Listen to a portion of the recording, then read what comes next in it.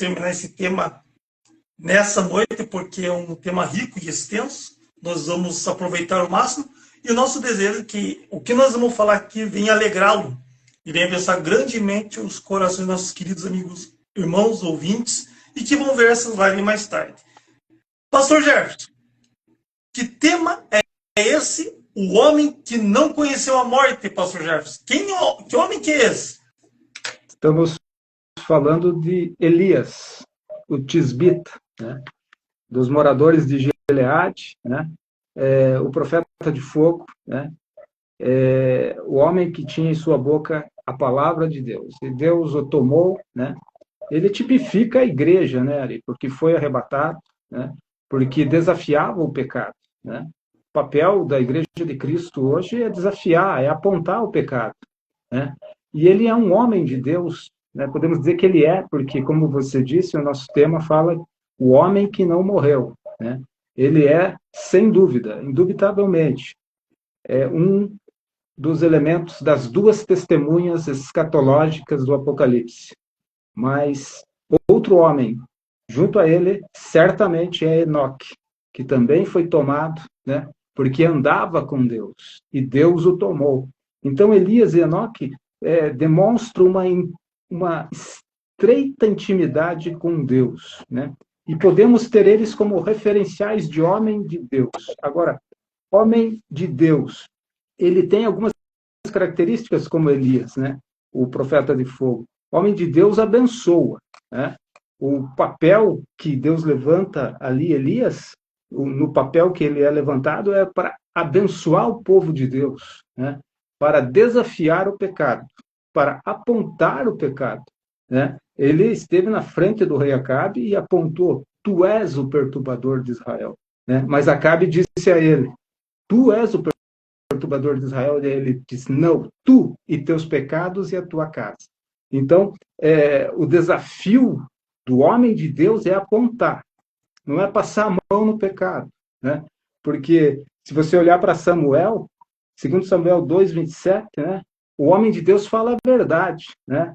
E lá em 2 Samuel 2:27, né? Chega um homem de Deus e diz a Eli, né? Não me manifestei a ti, na verdade, porque Eli protegia seus filhos, né? No erro, né? Eli passava a mão nos seus filhos que abusavam na casa do Senhor, faziam atrocidades na casa do Senhor, né? E o homem de Deus chega até Eli e diz: não me manifestei, na verdade, honrarás mais a teus filhos do que a mim, né? E todos conhecem o fim de um pai que não repreendia seus filhos, de um pai que passava a mão nos seus filhos, né? Então, Elias tem a verdade. Nós, como homens de Deus, temos a verdade. Nós não admitimos, né,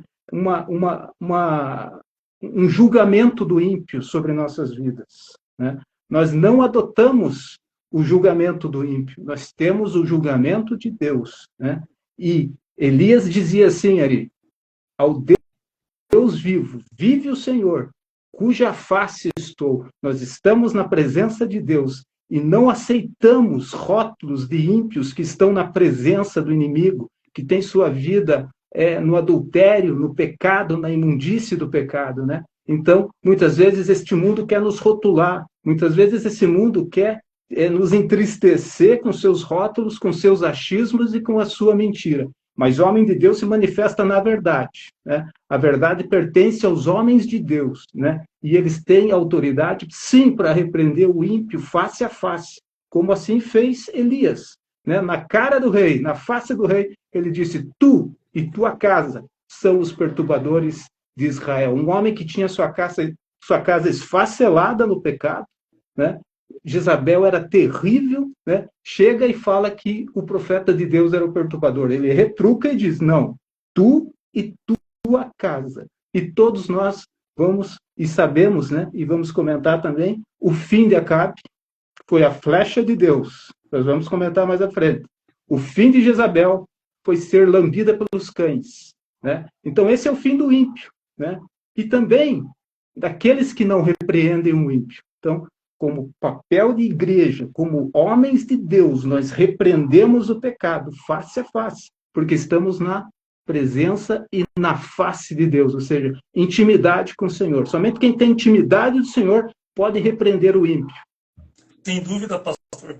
E vamos salientar, né, que naquele tempo, se fizesse algo contra os governantes, contra os poderosos da época, seja quem fosse, contra os reis, pagava com a vida, né, pastor Jefferson? Não é que nem hoje, que se vive um cristianismo, entre aspas, no conforto, a pessoa pensa que está servindo a Deus, pensa, mas não está. E Elias, ele foi de frente. Quem foi Elias? Elias foi um profeta do Velho Testamento, meus amados, conhecido por sua coragem, fé e por desafiar os profetas de Baal no Monte Carmelo. Ele defendia o culto a Javé contra a idolatria e foi usado por Deus para realizar milagres, como ressuscitando mortos e invocando o fogo do céu. Aí você vê o gabarito desse homem. Ele não tinha medo. Nada para ele estava acima do amor e a fidelidade dele com Deus, né, pastor Jefferson? O contexto espiritual de Israel, né, Ari, era terrível, né? Jezabel dominava. Na verdade, Acabe deixava Jezabel dominar, né? Ela o instigava ao pecado, e Acabe era muito fraco, né? Ele titubeava entre dois pensamentos, né? Então, ele foi o pior rei de Israel, né? Foi o pior rei de Israel, sem dúvida. Ele ajudou a Jezabel a instituir o culto a Baal. E, praticamente, Arielson e amados, o culto a Jeová estava sendo trocado na nação de Israel. Apenas 7.000, nós vamos ver no texto bíblico, quando Deus explica a Elias que ele não está sozinho, que ele tem preservado 7.000 a pão e água, né? E estes 7.000, sem dúvidas, eram os que oravam a Deus para que Deus mudasse a história de Israel em meio à idolatria e o culto a Baal. Baal era o deus pagão, o deus morto, o deus pagão morto, né? Que ali em Tiro, na Fenícia, era semelhante a Moloque, ou seja, Israel estava oferecendo as crianças em sacrifício, né? Então, esse paganismo em forma de uma estátua, de corpo de animal e tronco e cabeça de homem, né? Era essa estátua, e embaixo no tronco era um forno, onde as crianças eram colocadas no fogo em sacrifício a Baal, né? Simbolizava Senhor, significa Senhor, né? Por isso que Elias diz, vive o Senhor, né? Vive Adonai, né? O Senhor está vivo, e eu estou na sua presença, eu estou cuja face estou, né? E ele veio para desafiar os profetas de Baal, desafiar os israelitas, dizendo, se Baal é Deus, serviu, mas se o Senhor é Deus de verdade, serviu. Então ele lança aquele desafio notório, que termina com a morte de 450 profetas de Baal, né? Mas no contexto espiritual de Israel, a decadência moral, né? Jezabel tinha o culto de prostituição também, né? Então, a prostituição, a pornografia se traduz hoje num pecado de alta periculosidade espiritual, porque de todos os pecados, né, fora do corpo, tem um quilate, né? Mas o pecado no corpo, o juízo vem a cavalo. A prostituição, a idolatria da prostituição, os cultos de prostituição que existem hoje, né? E você vê na mídia essa propagação, né? Cultos de prostituição, shows que são prostituição hoje, abertamente transmitido pela TV, através de artistas que fazem pacto com Satanás, né? O espírito da prostituição em muitas mulheres e homens hoje, né? A perversidade sexual em muitas pessoas, até pessoas que se dizem cristãs, têm uma tremenda perversidade sexual, né? Onde o espírito maligno entra nelas e elas não conseguem se libertar, estão escravas desse pecado. Israel estava assim, escravo do pecado de prostituição, né? E de idolatria, erguendo ídolos, postes ídolos, quase em todo Israel. E era necessário que Deus levantasse um homem da estirpe de Elias, né? Elias o Tisbita, dos moradores de Gileade, surge Gileade, numa região montanhosa, como diz, né? Lá onde o vento faz a curva, era fora do cenário dos profetas, era fora do cenário da escola dos profetas, era lá no deserto, lá nas montanhas, né? Um lugar onde não tinha a característica usual dos profetas, mas é de lá mesmo que Deus traz Elias, né? O tisbita, né? E assim como a vida de Elias é um mistério, ninguém sabe quem era o pai de Elias, ninguém, a Bíblia não cita quem era a mãe de Elias. Assim também a igreja é um mistério que esteve oculto pelos séculos. Então há uma ligação, numa analogia, no contexto espiritual, entre Elias e a igreja. Assim como Elias repreende o pecado, a igreja está aqui na terra para repreender o pecado. Assim como Elias representou o reino de Deus, a restauração do culto ao Senhor, assim a igreja tem que também restaurar o seu altar mais do que nunca, mais do que nunca. O grande desafio do pastor, do homem de Deus fiel, é manter-se na sã doutrina, é manter o altar limpo, com água da palavra, com fogo do Espírito, né? Então, hoje, a grande necessidade de fazermos essa analogia de Elias e o seu papel como profeta em relação, no contexto espiritual, com a vida da igreja, a autoridade da igreja na terra, é tão necessária e urgente, Arielson. Sem dúvida, pastor, sem dúvida. A missão dele, né? Ele foi chamado por Deus para denunciar a idolatria e as injustiças sociais e para chamar o povo ao arrependimento. Totalmente atual nos momentos que nós estamos vivendo, né, pastor Jefferson? A gente vê que o cristianismo, infelizmente, o cristianismo que as pessoas pensam que estão vivendo não é verdadeiro, é um cristianismo falso. E como está sendo verdadeiro o fato da palavra se arrepender nos momentos de hoje, pastor Jefferson? Arrependimento, Arielson, é mudança de mente, né? A metanoia no original grego, né? Ou seja, mas como vão se arrepender se a estirpe da palavra, né? A estirpe da palavra hoje é uma palavra amiga, como diz alguns líderes famosos aqui no Brasil, né? Venha para cá porque nós temos uma palavra amiga, ou seja, quando você ouvir algum líder falar que tem uma palavra amiga, pode saber, pode escrever que ele não vai falar essa doutrina da palavra de Deus. Ele vai falar algo para enredar, para agradar, e o povo, infelizmente, de uma forma geral, mal lê, né? Mal lê a Bíblia, mal pensa, mal entende, e é alvo fácil desses lobos devoradores. Mas aquele que lê a palavra de Deus cai naquela verdade que Cristo expôs. Conhecereis a verdade, e a verdade te libertará, né? Então, quem conhece a verdade, quem ama a Bíblia Sagrada, quem se adentra, né, nesta fonte inspiradora, desse rio inspirador que é a palavra de Deus, jamais vai ser enganado por lobos devoradores, né? Então, nesse contexto, o arrependimento vem pelo ouvir da palavra, né? Porque o Espírito Santo coopera com a palavra, né? O Espírito Santo é o consolador, ele está em cooperação diária com a pregação da palavra de Deus, é ele que convence do pecado, da justiça, do juízo, né? Então, o Espírito de Deus tem esse papel na vida dele que nos consola, que nos conforta, né? E quando meditamos na palavra de Deus, acende a chama. Aí. Esse fogo do Espírito, no contexto espiritual, é aceso em nosso altar, em nosso coração. Agora, Elias, diante daquele desafio, né? Ele restaura o altar do Senhor, né? Mas antes de restaurar, os atos de Elias ao restaurar é escolher 12 pedras, né? E nós somos pedras vivas também, né? No contexto de 12, 12 é o número do governo de Deus, 12 são as tribos de Israel, 12 são os tipos de crente, cada um com uma promessa, cada um com uma luta, mas cada um com uma promessa, cada um com uma vitória a testemunhar através das promessas de Deus. Então ele pega essas 12 pedras, ele limpa aquele lugar onde era o altar de Deus e ele cava uma sanga onde ele deita água, 4 cântaros de água, né? Água é símbolo da palavra, 4 são os evangelhos também, né? Que nós temos à disposição para testemunhar, para proclamar o testemunho de Cristo Jesus, o espírito da profecia, né? Através do evangelho de Cristo, né? O testemunho de Deus, o ensino do evangelho, né? Então nós temos esse papel, restaurar o altar. Elias restaurou o altar, deitou água, bastante água, né? Cavou uma sanga ao redor das 12 pedras. Agora, ele juntou as pedras.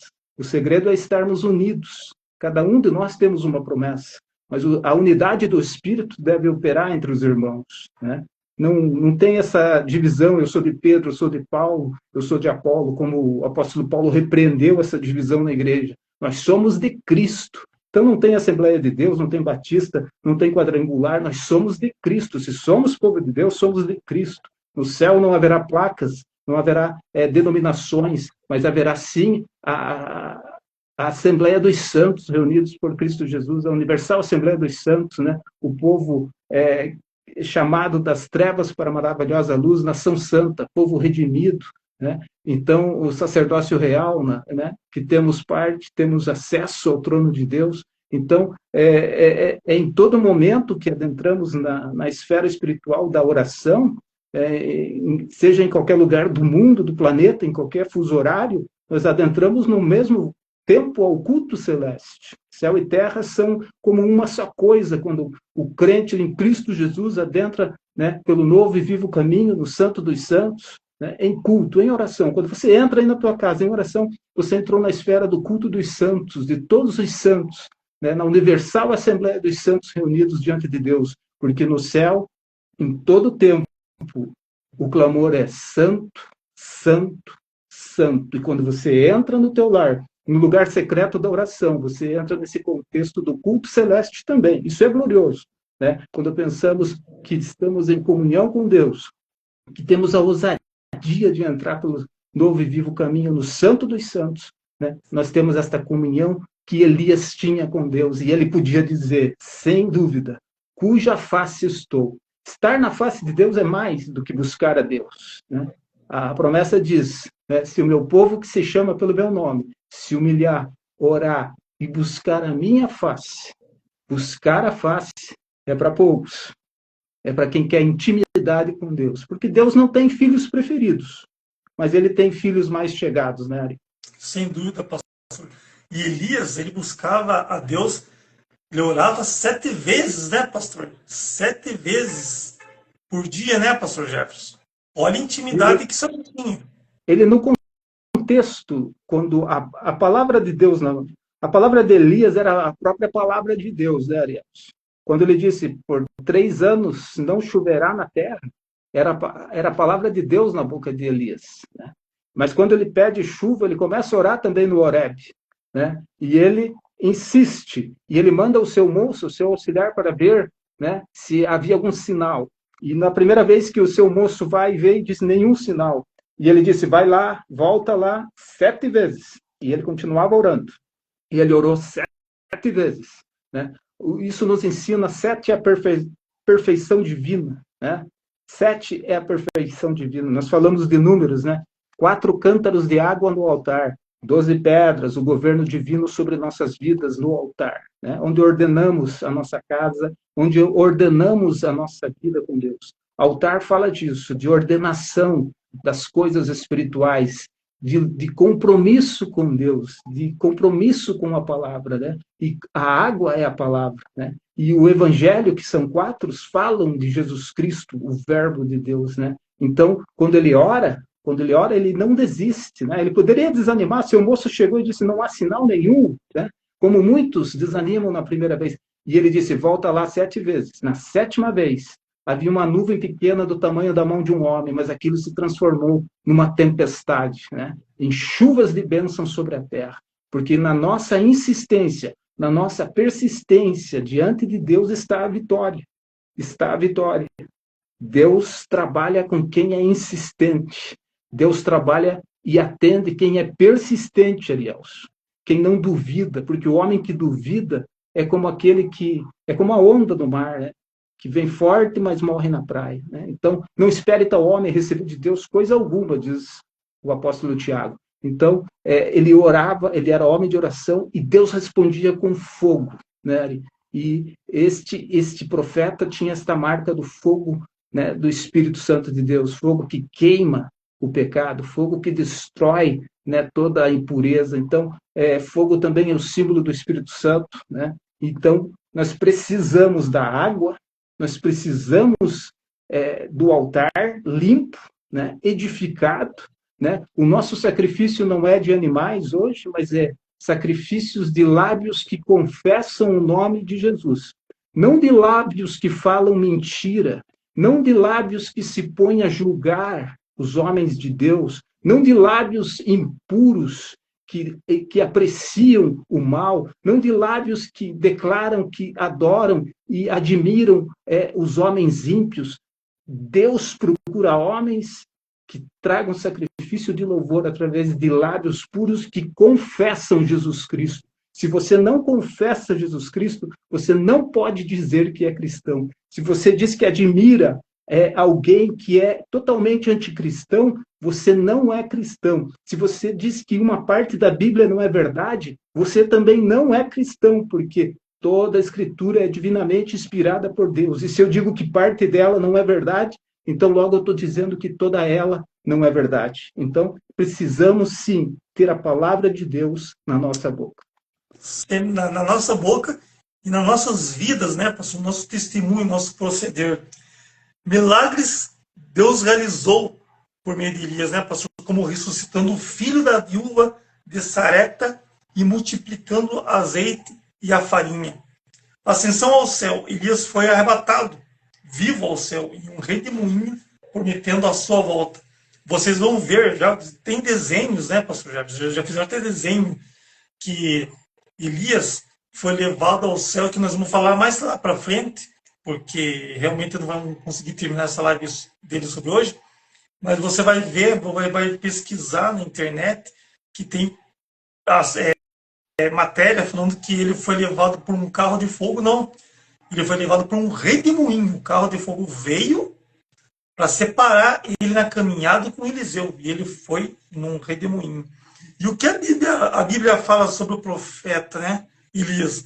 Um relato de sua vida encontra-se em 1 Reis 17 e 2 Reis capítulo 2.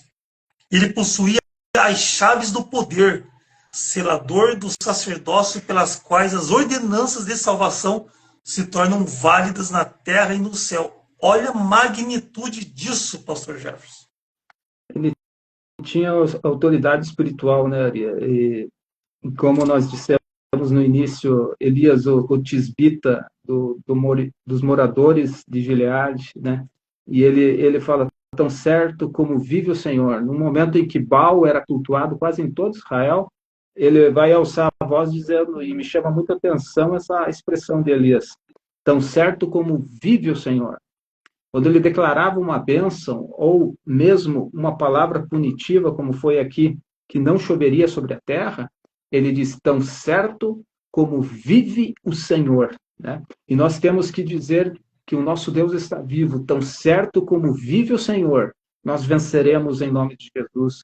Você pode tomar essa frase de Elias e fazer declarações na tua vida. Tão certo como vive o Senhor, eu vencerei. Tão certo como vive o Senhor, o meu projeto não será frustrado diante dos ímpios. Tão certo como vive o Senhor, a abundância de providência virá sobre a minha casa. Tão certo como vive o Senhor, a minha família está debaixo da mão e do sangue de Jesus Cristo. Faça essas declarações de Elias, né? Porque o Elias do século 21 somos nós, somos os remanescentes fiéis. O Elias, Deus espera de cada um de nós atitudes prontas para dizer: tão certo que o Senhor está vivo. Né? Muitos crentes não dizem mais nem sequer o nome de Jesus Cristo. Muitos crentes hoje não proclamam sequer a palavra de Deus para o seu vizinho, para o seu próximo, né? Para aquele que trabalha com ele. Não dão testemunho da verdade, pelo contrário, envergonham o evangelho nas redes sociais. Né? Crentes que estão entrando em contendas, em porfias,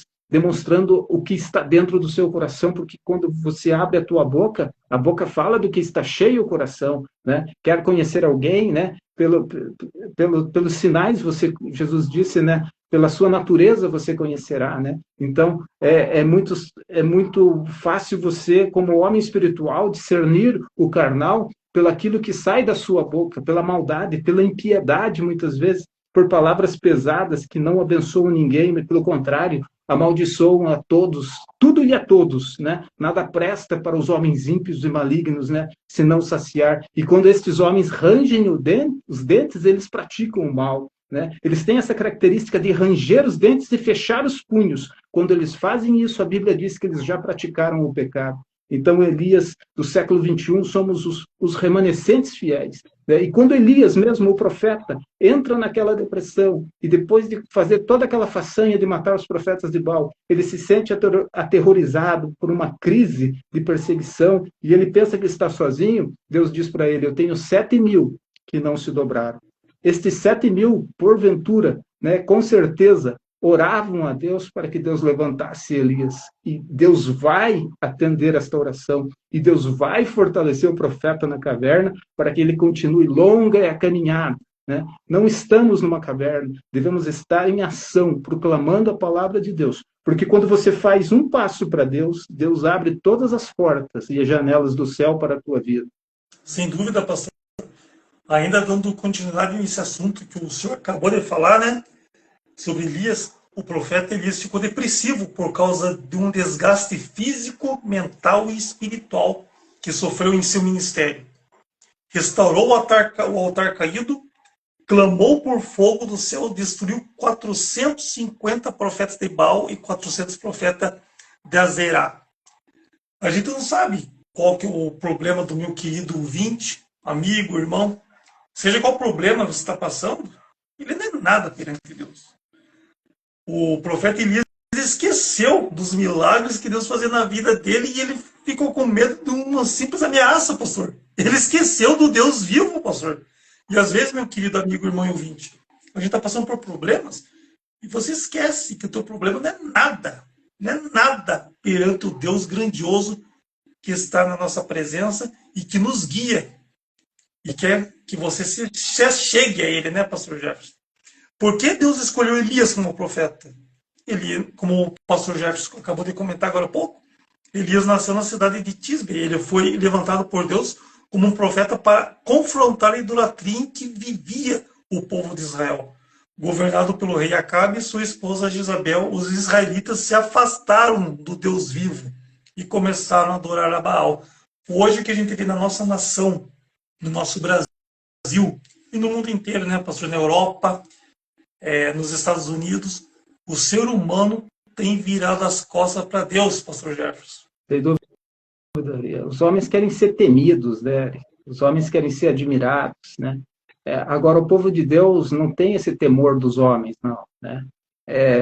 Vindo o inimigo como uma corrente de águas, a nossa confiança está no Espírito de Deus que arvorará a sua bandeira contra esses leãozinhos com os dentes aguçados que Satanás manda, né? Muitas vezes para nos afrontar, né? Nós temos certeza da presença de Deus ao nosso redor, né? Então, o terror do Senhor é a nossa proteção, né? Então, o medo, na verdade, não fazia parte da vida de Elias. Por isso que Deus, de repente, tem que ir na caverna, porque, de repente, ele faz algo que não é natural dele, né? Ele vai para a caverna desanimado, pensando que está sozinho, né? Cansado pela fadiga de correr, de fugir, né? E, de repente, Deus mostra a fortaleza para ele, né? Deus mostra um terremoto, mas acontece um terremoto, mas Deus não está no terremoto. Ele vai estar numa voz mansa e suave, né? Porque muitas vezes o homem espera algo miraculoso para que Deus fale, mas Deus fala também no silêncio, né? Deus fala também no nosso silêncio, do nosso ser, do nosso subconsciente, quando estamos a sós em meditação, e Deus estava numa voz mansa e suave. Deus não estava no vento, Deus não estava no terremoto. E muitas vezes as pessoas esperam um terremoto, um vento, algo impetuoso para que Deus fale, mas ouvirás a voz mansa e suave dizendo, este é o caminho. A maioria das vezes Deus é aquela voz que fala mansa e suavemente aos nossos corações. Sem dúvida, pastor, sem dúvida. Às vezes a gente espera, né, irmão, que Deus vai livrar nós de muitas lutas. Deus não vai livrar nós das lutas, Deus vai nos livrar dentro da própria luta, como aconteceu com alguns irmãos na época da primeira igreja, como o próprio, que um dia nós vamos ter o prazer de falar, o grande servo Daniel, né, pastor? Ele foi convicto, ele teve a fé e ele foi na cova dos leões. Deus não livrou ele da cova, ele livrou ele dentro da cova. Deus tem poder para fazer todas as coisas, o imaginável. Deus surpreende. E qual a missão de um profeta, né, pastor?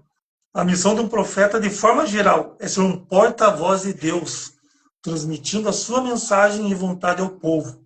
Isso implica em diversas ações, como ensinar a verdade, chamar ao arrependimento, receber revelações e orientações divinas e interceder pelo povo. Em resumo, o profeta busca a justiça, a verdade e a transformação social, sempre alinhado com a vontade de Deus. E é isso que o povo, que se chama de cristão, tem que fazer nos dias de hoje, pastor Jefferson. Sem dúvida. Assim como Elias, no exemplo de Elias, né, nós precisamos repreender o pecado. O pecado é pecado. Quem está debaixo do pecado está caminhando para a morte, para o inferno. Né? Não podemos nos conformar com este mundo.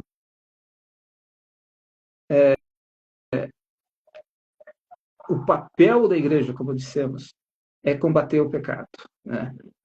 O pecador não pode, né? O perturbador de Israel, né, não pode se sentir bem na casa de Deus. Das duas, uma. Ou ele aceita e se entrega, ou ele cai fora, porque ele não vai resistir o espírito da profecia. Né? Então, não podemos passar a mão no pecado. Né?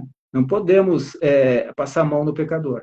Pecado é pecado. Né? E não tem essa história também de pecado, pecadinho, pecadão. Pecado é pecado. Quem está vivendo em pecado está caminhando para a morte, está caminhando para o inferno. Quem está em novidade de vida está caminhando para o céu, está sendo santificado. Né? O que a Bíblia vai dizer? O impuro fique cada vez mais impuro, né? Se suje mais ainda. Mas o que é santo se santifique ainda mais, porque o que há de vir virá e não tardará. Né? Então, nós temos essa missão na vida de Elias, como também num comparativo com a igreja, né? Combater o pecado, né? Ter intimidade com Deus na expressão Deus cuja face estou. Né? Nós precisamos estar na face de Deus. Né? E nós, como Igreja de Cristo, todos estamos no lugar mais alto, que é aos pés de Jesus Cristo. Né? Moisés vai dizer, todos os santos, quando ele proclama uma bênção, né? Homem de Deus proclama a bênção e não uma maldição, né? Quando ele proclama uma bênção, ele diz, todos os santos, antes de iniciar as bênçãos para as tribos, ele diz, todos os santos estão em tuas mãos, todos eles estão prostrados aos seus pés. Ou seja, Moisés está dizendo, ele que esteve no lugar mais alto, né? Ele esteve no Sinai, na presença de Deus, literalmente na face de Deus, né? Literalmente diante de Deus. Né? Ele podia, sem dúvida nenhuma, dizer, todos os santos estão em tuas mãos, prostrados aos seus pés. Né? Então, com Elias aprendemos a estar na face de Deus, com Elias aprendemos a expressão que o Senhor está vivo, e nós temos que proclamar isso. Vive o Senhor. Quando você quer declarar uma vitória, não se esqueça, vive o Senhor, e daí declare sua vitória. Sem dúvida. E meu querido amigo, irmão ouvinte, saiba que tudo que nós façamos em vida tem por cima de nós uma batalha espiritual. Nesse momento que eu estou conversando com o pastor Jefferson, está tendo uma batalha espiritual. Não é, o mundo espiritual não é brincadeira, meu querido irmão. Está tendo lutas para onde essa mensagem vai chegar. Está tendo lutas que a conexão venha a cair, tendo lutas na área espiritual, que essa mensagem nem vem tocar em seu coração. Mas Deus é maior. A palavra de Deus tem uma promessa que a palavra dele não volta vazia. No momento que você só usa só a boca para abençoar e fala muito a palavra de Deus, é uma promessa do Senhor Jesus. A palavra dele não volta vazia. Você sendo Elias no mundo de hoje, que está muito pior, né, pastor, que Sodoma e Gomorra, né, pastor? Não espere amigos, não espere que você vai ser bem recebido, não espere que você vai ser aprovado pelos homens. Não. Você vai ser negado por eles. Mas você vai ser aprovado pelo Todo-Poderoso Senhor. Antes fazer a vontade dele, do que fazer a vontade dos homens, né, pastor Jefferson? Sem dúvida.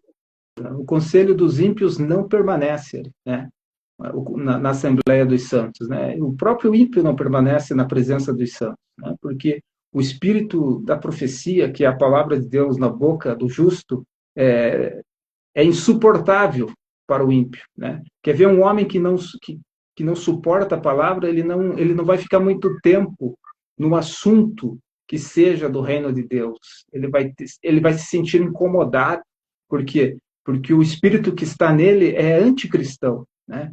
É o contrário, né? Então ele se sente perturbado, né? Então a palavra de Deus em nós é a segurança, é a fortaleza, né?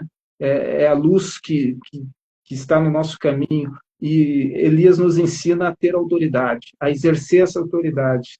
Assim como ele desafia os profetas de Baal, nós estamos na terra como igreja para desafiar o pecado, né? Não para se conformar com o pecado, né? Não vos conformeis com este mundo, né?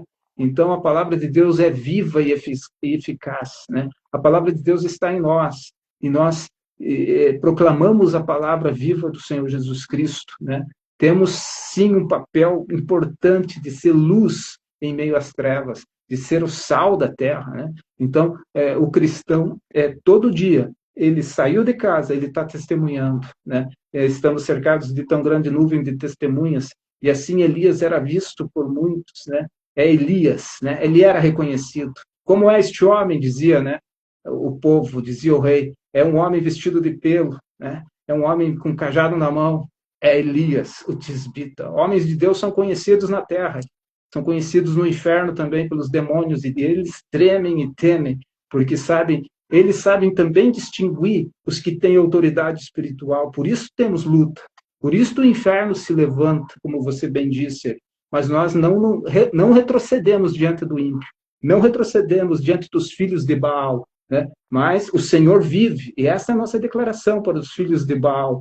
O Senhor está vivo, o Senhor reina, o Senhor é que domina, né? E Baal era o deus da fertilidade, então Elias pega no desafio, pega na palavra de Deus e diz, não vai chover. Se Baal é o deus da fertilidade, ele é falso, e o Senhor que vive vai cerrar o céu e não haverá chuva na terra por 3 anos. E assim o povo pôde já conjecturar que o Senhor é Deus, né? Só o Senhor é Deus, né? Nós podemos cantar com muita alegria, dizendo que só o Senhor é Deus na nação brasileira.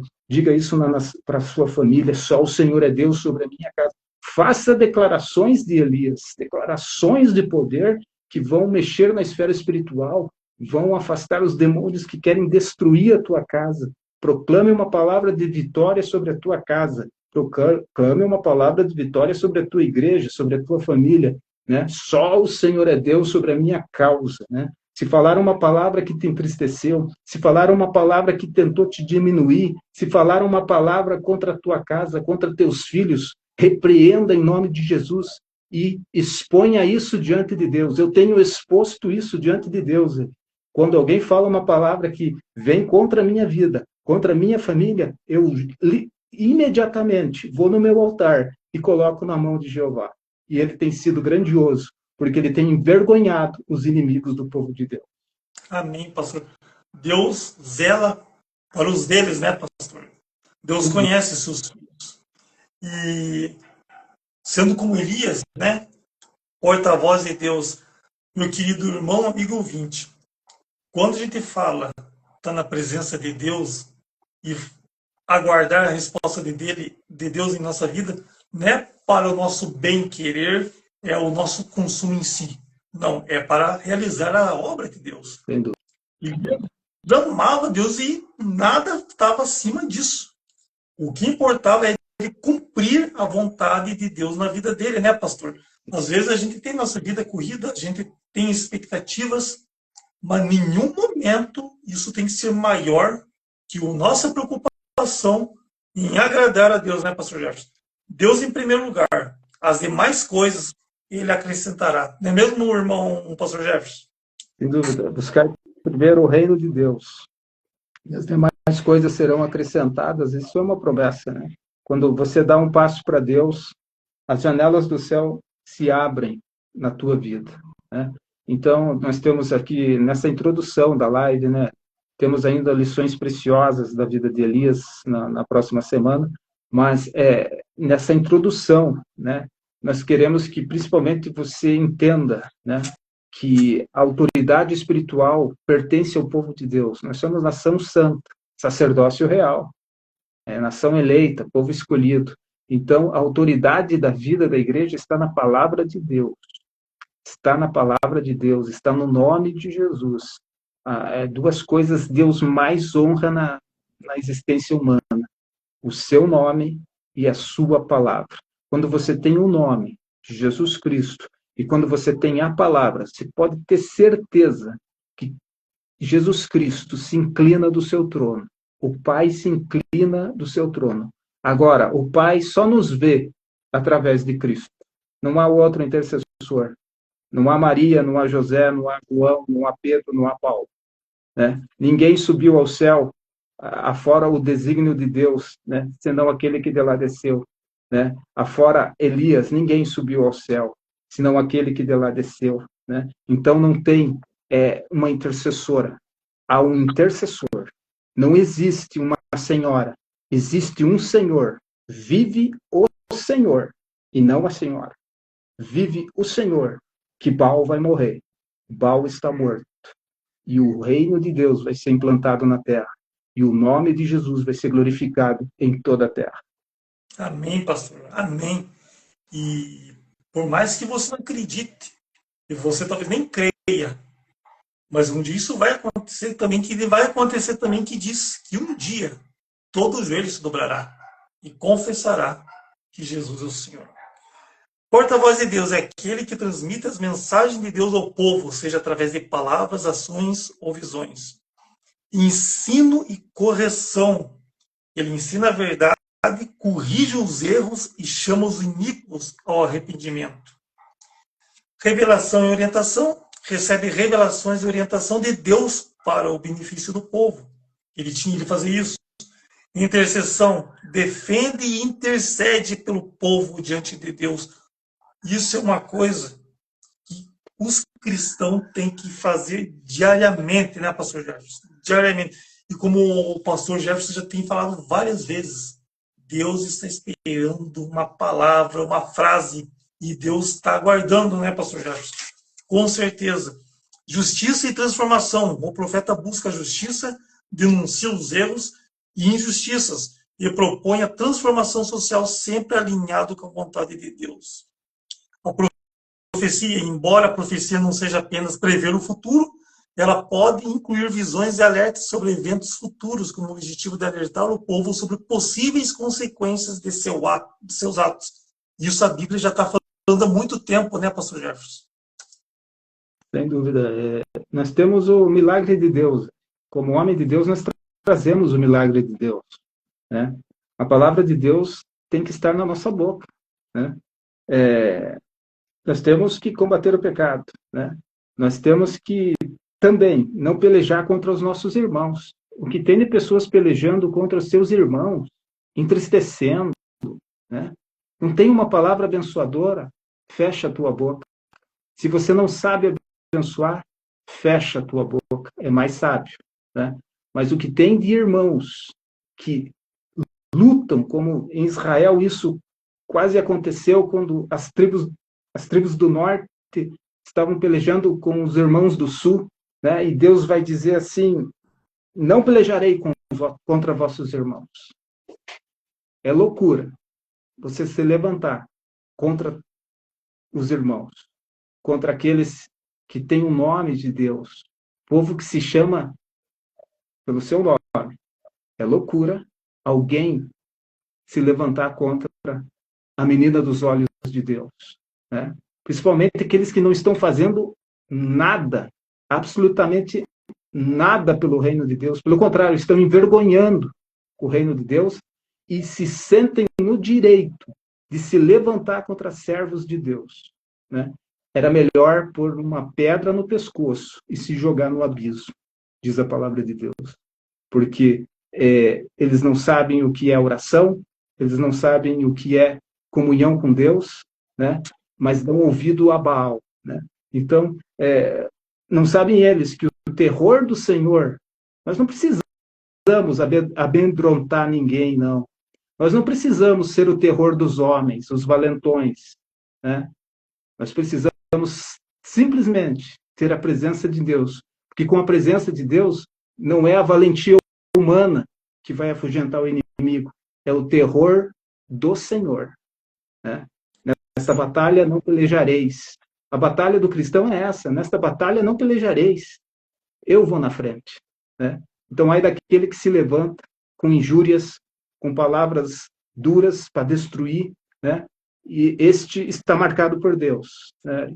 Então, a nossa confiança é essa, a nossa segurança é essa. Né? Elias titubeou num momento, depois de um grande feito. Ele titubeou e foi para a caverna. Nós devemos aprender a não ir para a caverna. Né? Se aprendemos com acertos, aprendemos também com os erros dos homens de Deus. Né? Suscetível ao que ele passou, né? O terror, mas de repente ele esqueceu que vive o Senhor e foi para a caverna. E Deus teve que ir lá e dizer para ele: o que fazes aqui? Deus pode estar dizendo isso para você: o que fazes aí? Medo do homem que é mortal? Por que temeria o homem que é mortal? Né? Um sopro de Deus destrói nossos inimigos. Quando o homem mortal intenta contra o servo de Deus, a espada do Senhor está afiada, sacalada, brilhante contra ele. Assim como Acabe foi alvo da flecha de Deus, os nossos inimigos que se levantam contra nós correm um grande risco de serem atingidos pela flecha de Deus. Sem dúvida, pastor. Sem dúvida. E o testemunho de Jesus que ele tinha, em um contexto mais amplo, o profeta pode ser visto como aquele que indica Jesus, dá testemunho dele e ajuda os outros a viver de acordo com os seus ensinamentos. Infelizmente, hoje, não vou falar o que está acontecendo hoje, não tem nada a ver com o que tem pregado, que tem ensinado. O que tem ensinado é o amor ao dinheiro, amor aos bens materiais, a conquista do mundo material, mas muito menos o amor a Deus, a vida de consagração, a vida de santificação e uma vida para alegrá-lo. Isso não é o que tem ensinado hoje. E fidelidade e coragem. A missão profética existe em coragem e fidelidade, mesmo diante de perseguições e rejeições, isso que eu falei agora há pouco. Você não vai ser aprovado pelos homens, mas mantenha-se firme, porque do principal você já está sendo aprovado e está sendo aguardado. Pastor Jefferson, o horário voou novamente, amado irmão. Sem dúvida. Então eu quero agradecer as pessoas que viram, que estão junto. Eu quero agradecer o Dudu. A gente quer falar, né, tipo, que se vocês quiserem participar, mandar alguma pergunta, tenho certeza que no momento da live, se nós vamos ver, nós vamos ler, vamos conversar, o pastor Jorge vai estar falando, que com certeza um aprende com o outro e vai ser uma benção. Essa live vai ser posta daqui a pouco no Duologos, também tendo para o YouTube, canal do YouTube do pastor Jefferson, Jefferson Renato Ribeiro. Esteja ativando o sininho, curtindo, seguindo, que você vai ajudar que a mensagem vai adiante. Pastor Jefferson, foi uma benção, amado irmão. Deus abençoe grandemente, pastor Jefferson. Agradecemos aí os irmãos que nos prestigiaram, que Deus abençoe sua casa, seu lar, seu afazer diários, sua semana, seu final de semana em Cristo Jesus, que a bênção do Todo-Poderoso estejam sobre as vossas vidas, né, e esteja conosco, né, semanalmente. Temos sempre esse bate-papo em torno do reino de Deus, em torno da sã doutrina, em torno da palavra, trazendo aquilo que temos compartilhado, né, com o irmão Ari, a todos os irmãos do Brasil. Né? Então, prestigie, né, e é uma forma também de você cooperar com o nosso ministério, divulgando a palavra de Deus, para que ela atinja outros lares, né? Porque a igreja que está em sua casa precisa da palavra de Deus. Né? Então, nós agradecemos você que tem nos honrado ao longo de todo o ano. Né? Estamos no primeiro ano, fizemos agora em abril, primeiro ano de pregações, desse bate-papo saudável e salutar em torno da palavra. Né? Então, nós agradecemos a Deus ali por mais essa oportunidade. Que Deus te abençoe aí em Campinas, com sua família, todos os seus. Né? E um abraço, que Deus abençoe a todos. Amém, pastor. Um grande abraço, irmão. E viva Cristo, pastor Jefferson. Viva Cristo hoje e sempre em nossos corações. Amém. Até em breve. Deus abençoe a todos.